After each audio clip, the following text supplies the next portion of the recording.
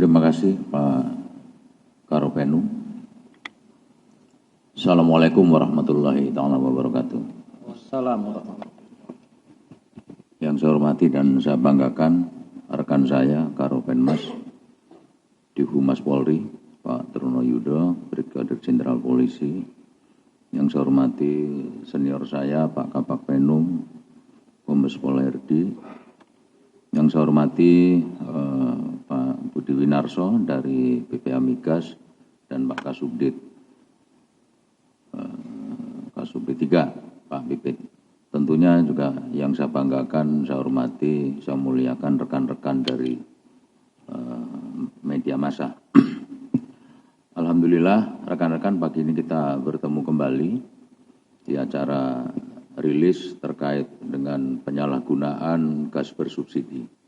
Sebagaimana kemarin-kemarin setiap kali kita mengungkap penyalahgunaan barang-barang bersubsidi, selalu saya sampaikan bahwa Polri tidak akan pernah berhenti untuk melakukan penindakan atau penegakan hukum terhadap penyimpangan barang-barang bersubsidi yang saat ini masih marak, sehingga akan mengganggu atau berdampak terhadap kesejahteraan masyarakat.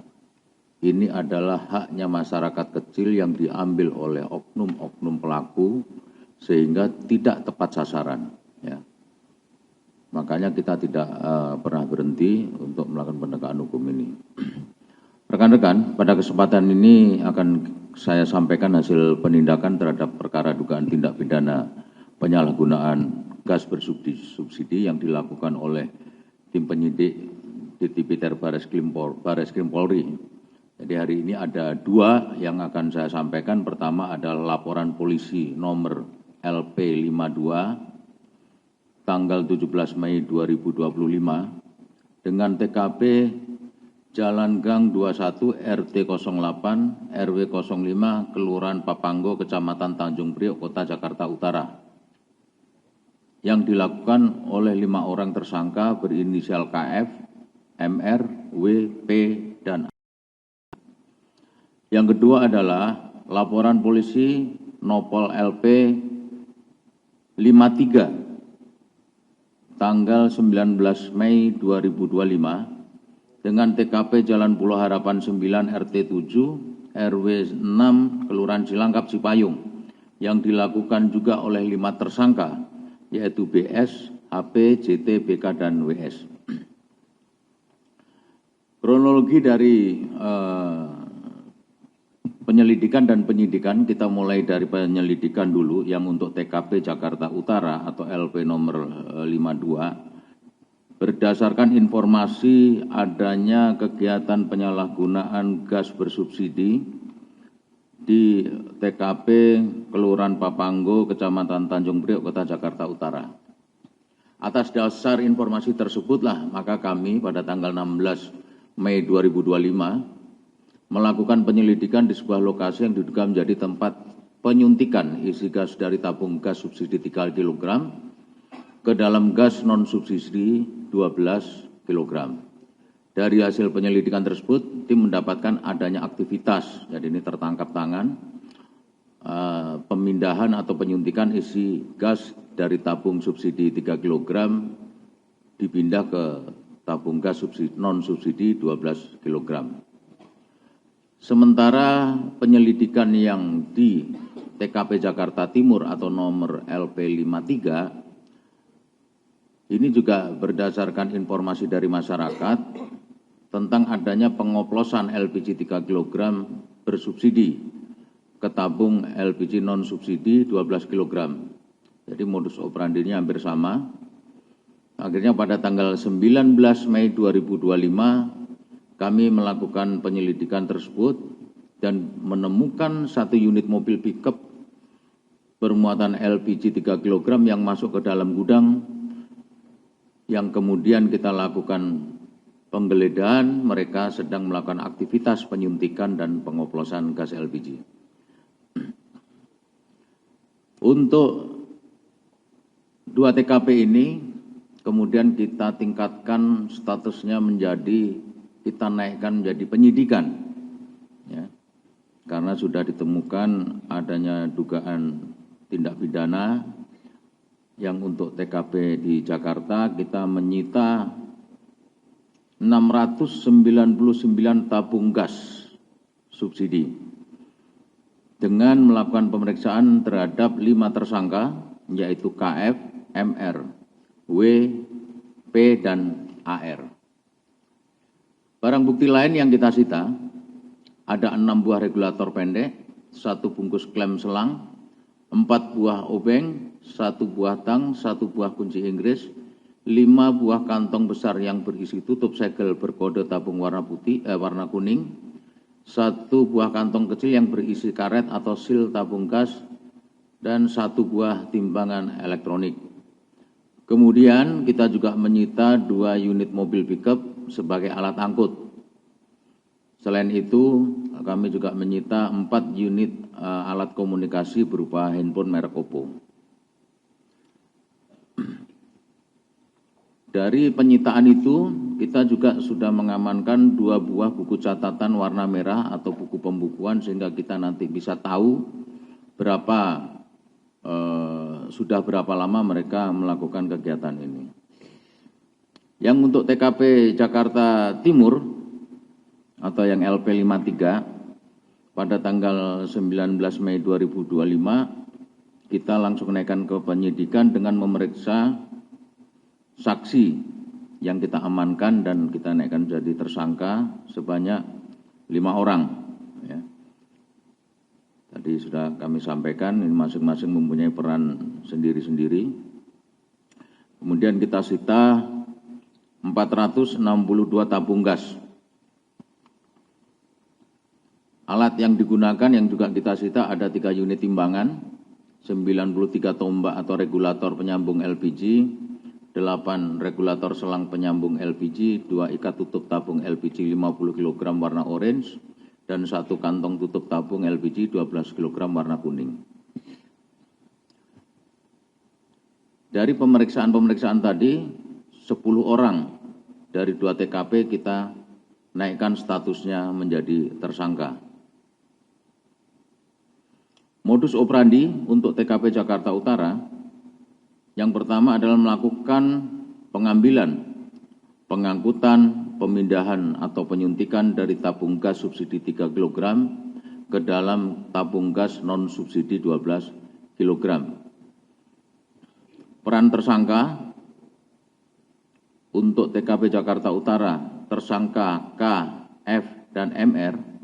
KF berperan sebagai sopir yang bertugas mengambil gas 3 kg dari agen di Jakarta Barat dan mengirim tabung gas 12 kg hasil penyuntikan kepada pembeli atas perintah saudara RT, sedangkan tersangka MR berperan sebagai sopir yang bertugas mengirim tabung gas 12 kg hasil penyuntikan kepada pembeli atas perintah saudara RT juga.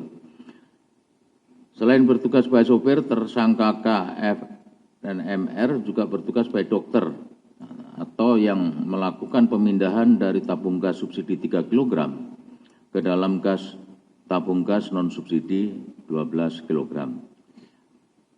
Tersangka W, P, dan AR berperan sebagai supir yang bertugas mengambil tabung gas 12 kg hasil penyuntikan kepada pembeli atas perintah saudara RT. Sementara modus yang terjadi di Jakarta Timur, yaitu melakukan pembelian dan mengangkut LPG 3 kg yang bersubsidi dari warung-warung atau pangkalan LPG sekitar Jakarta Timur. Kemudian menyuntikkan atau memindahkan isi ke tabung gas non-subsidi dengan ukuran 12 kg, 50 kg, dan 5,5 kg serta menjualnya di berbagai wilayah di Jakarta. Peran para tersangka dari 5 tersangka ini masing-masing akan saya uraikan bahwa tersangka BS merupakan pemodal dan yang membiayai kegiatan penyuntikan atau pengoplosan LPG. Kedua, mengendalikan pembelian LPG 3 kg bersubsidi dan penjualan LPG hasil penyuntikan atau pengoplosan. 3, membayar gaji karyawan dan menyewa gedung. Yang keempat, memerintahkan seluruh karyawan melakukan penyuntikan atau pengoplosan. Peran tersangka HP, yang pertama sebagai dokter atau penyuntik gas LPG, dan juga memindahkan isi tabung LPG 3 kg ke tabung non-subsidi 12 kg, 50 kg, dan 5,5 kg. Yang bersangkutan juga bertugas untuk memasang tutup gas LPG hasil penyuntikan dengan tutup yang terbuat dari plastik dan memiliki barcode. Peran tersangka JT adalah sebagai asisten atau pendamping dokter. Dia juga bertugas di dalam gudang menurunkan tabung gas LPG dari mobil pickup dan menyusun tabung tersebut untuk dilakukan pemindahan. Ketiga, menaikkan tabung gas LPG hasil suntikan ke atas mobil pickup. Peran tersangka BK adalah sebagai supir yang mengangkut tabung LPG hasil penyuntikan ke konsumen. Kedua, membantu tersangka JT memuat tabung LPG hasil penyuntikan atau pengoplosan ke mobil pickup dan membantu tersangka HP memasang tutup tabung LPG hasil oplosan tersebut. Tersangka terakhir yang WS adalah sebagai kernet sopir pickup yang mengangkut gas LPG 3 kg bersubsidi, membantu sopir untuk membeli gas LPG 3 kg dari warung dan pangkalan di sekitar Jakarta Timur. Dia juga sebagai bertugas untuk menurunkan muatan gas LPG dari mobil pickup ke gudang. Pasal yang diterapkan dalam dua perkara ini adalah Pasal 40 angka 9 Undang-Undang Nomor 6 Tahun 2023 tentang penetapan Peraturan Pemerintah Pengganti Undang-Undang Nomor 2 Tahun 2022 tentang Cipta Kerja menjadi Undang-Undang Perubahan atas ketentuan Pasal 55 Undang-Undang Nomor 22 Tahun 2001 tentang Minyak dan Gas Bumi, Junto Pasal 55 Ayat 1 ke 1 KUHP dengan ancaman pidana penjara paling lama 6 tahun dan pidana denda paling banyak 60 miliar rupiah. Kerugian negara yang ditimbulkan akibat kegiatan ini bahwa tindak pidana yang dilakukan oleh para tersangka sudah berlangsung 1,5 tahun. Adapun kerugian negara adalah sebagai berikut. Untuk di TKP Jakarta Utara, perkiraan sekitar 2.340.800.000. Untuk TKP Jakarta Timur sejumlah 14.460.600.000. Sebelum saya akhiri, saya akan sampaikan closing statement pada rekan-rekan sekalian bahwa komitmen kami penegakan hukum terhadap penyalahgunaan barang bersubsidi merupakan langkah strategis dalam menjaga keadilan pendistribusian energi nasional. Artinya bahwa barang-barang bersubsidi harus dapat tersalurkan kepada mereka yang memang berhak, ya, harus tepat sasaran. Kami dari Dirtipiter Barreskrim Polri akan terus menindak tegas setiap pelaku yang mencoba merampas hak masyarakat dan merugikan negara. Itu sudah komitmen kami. Kemudian melalui penegakan hukum ini kami berharap dapat menimbulkan efek jera bagi pelaku serta peringatan bagi pihak lain agar tidak melakukan tindakan serupa. Penegakan hukum ini bukan upaya akhir, rekan-rekan, melainkan bagian dari upaya berkelanjutan dalam menciptakan tata kelola subsidi yang transparan dan akuntabel. Polri akan terus hadir bekerja dan bertindak demi kepentingan masyarakat. Saya kira itu yang bisa kami sampaikan. Sekali lagi terima kasih pada rekan-rekan media. Saya akhiri billahi taufiq wal hidayah. Wassalamualaikum warahmatullahi taala wabarakatuh. Waalaikumsalam warahmatullahi wabarakatuh. Baik rekan-rekan media, itu tadi apa yang sudah disampaikan pada proses pengungkapan terkait dengan dugaan tindak pidana penyalahgunaan gas bersubsidi. Mungkin rekan-rekan ada pertanyaan, saya berikan satu segmen dengan 3 penanya pertama. Kami persilakan dari sebelah kiri saya 1. Baik, 1. Silakan, segmen ini saya buka dengan 1 pertanyaan, silakan. Ada mic-nya, tolong diberikan biar semua bisa mendengar. Ya, Pak Dir, Jihan dari... Mohon nama, medianya, dan pertanyaannya. Ya Pak Dir, Jihan dari Tempo Pak. Tadi kan dijelaskan tuh Pak ada kerugian negara lah, itu kerugian negara itu penghitungannya dari mana Pak? Apakah dari jumlah tabung-tabung ini terus jadi dirupiahkan dengan harganya atau bagaimana? Lalu yang kedua, para tersangka ini dijerat dengan pasal berapa Pak? Terima kasih Pak. Baik, dua substansi pertanyaan terkait penghitungan dan kedua terkait dengan pasal yang diterapkan. Kami persilakan Pak Direktur. Langsung saya jawab aja ya dari Tempo ya. Yang pertama, hitungan kerugian negara. Hitungan kerugian negara ini kita hitung berdasarkan jumlah tabung gas ya, bersubsidi. Kita kalikan dengan harga. Kenapa kita kalikan dengan harga? Dengan harga subsidi. Karena itu yang harusnya diterima oleh masyarakat kecil dibeli semua. Jadi bukan ada disparitas atau ada selisih, tidak ya. Karena yang subsidi ini sudah hilang semua, kerugian negaranya di situ. Kemudian penerapan pasal tadi saya kira sudah saya sampaikan ya. Coba nanti tanya sama, karena ini panjang. Oke, tanya Yona, insya Allah tahu ya. Baik, terima kasih Pak Direktur. Jadi terkait dengan apa yang di perkenaan pasal tadi sudah disebutkan dalam penerapan pasal persangkaan ya. Jadi tadi sudah disampaikan juga. Jadi penindakan ini itu kan dalam rangka menciptakan tata kelola subsidi yang transparan dan akuntabel ya. Baik, silakan. Mungkin segmen kedua saya buka. Ada pertanyaan lagi Kak Yona? Silakan. Satu lagi, dua, Kak Endang, tiga di belakang. Baik, silakan. Segmen kedua, tiga penanya pertama. Pak Dir, dari Metro TV mau bertanya, tadi kan kasus ini sudah beroperasi 1,5 tahun dan telah dijual di wilayah Jakarta. Itu apakah sudah terdeteksi di wilayah mana saja tabung yang disuntik yang 12 kilo, 50 kilo, dan 5,5 kilo itu dijual di mana saja wilayahnya Pak. Kemudian tadi kerugian negaranya sudah disampaikan 2 miliar dan ada 14 miliar. Untuk keuntungan dari para pelaku ini Pak dalam 1,5 tahun operasi. Terima kasih Pak. Keuntungannya belum dihitung. Lanjut pertanyaan berikutnya. Pak Dir, izin saya Ondang dari Detikcom. Mau tanya yang pertama, tadi tersangka BS di Jakarta Timur ini kan dia sebagai pemodal Pak.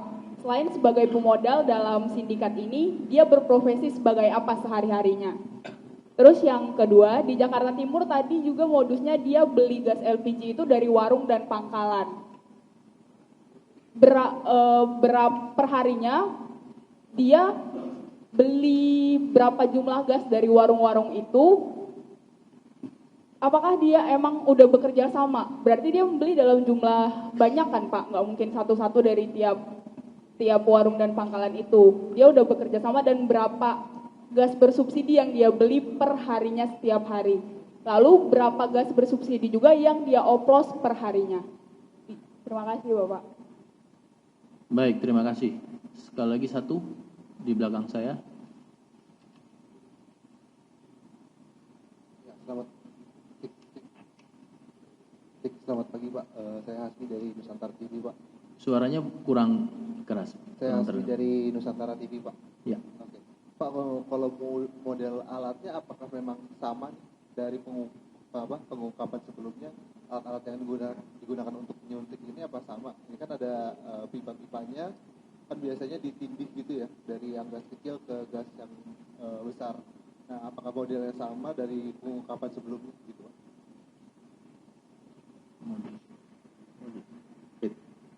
Jelas nggak pertanyaan? Baik, langsung Pak Direktur. langsung saja. Terima kasih.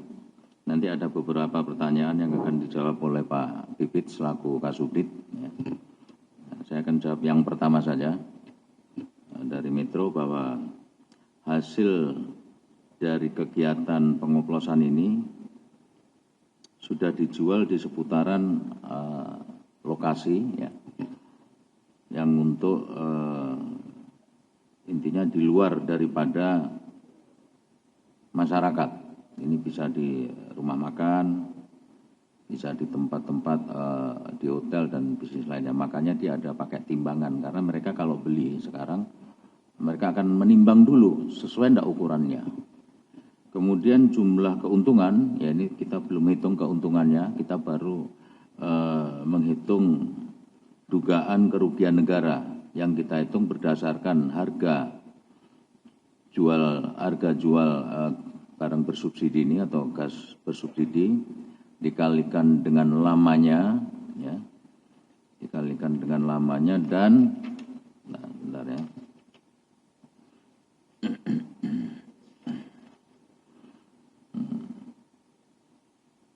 Ya, jadi harga kali lamanya beroperasi dan kali jumlah tabung.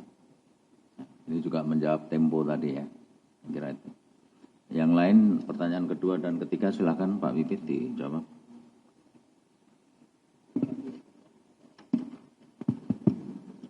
Terima kasih Dino, kami akan menyampaikan apa yang sudah ditanyakan.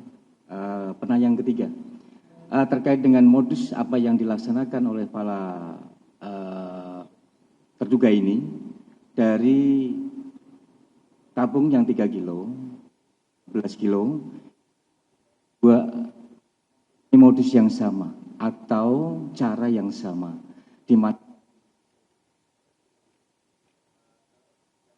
kilo pakai menggunakan regulator. Nanti untuk yang lebih jelasnya baik di alat bukti maupun di video kami sudah siapkan kepada rekan-rekan sekalian. Sedangkan untuk profesi daripada para pelaku untuk saat ini yang kami dalami dalam penyidikan adalah profesinya mereka yang bekerja dipekerjakan untuk penyuntikan atau pengoplosan daripada gas ini sendiri. Baik yang berperan itu sebagai supir, sebagai kernet, maupun langsung sebagai yang menyuntikkan atau dokternya.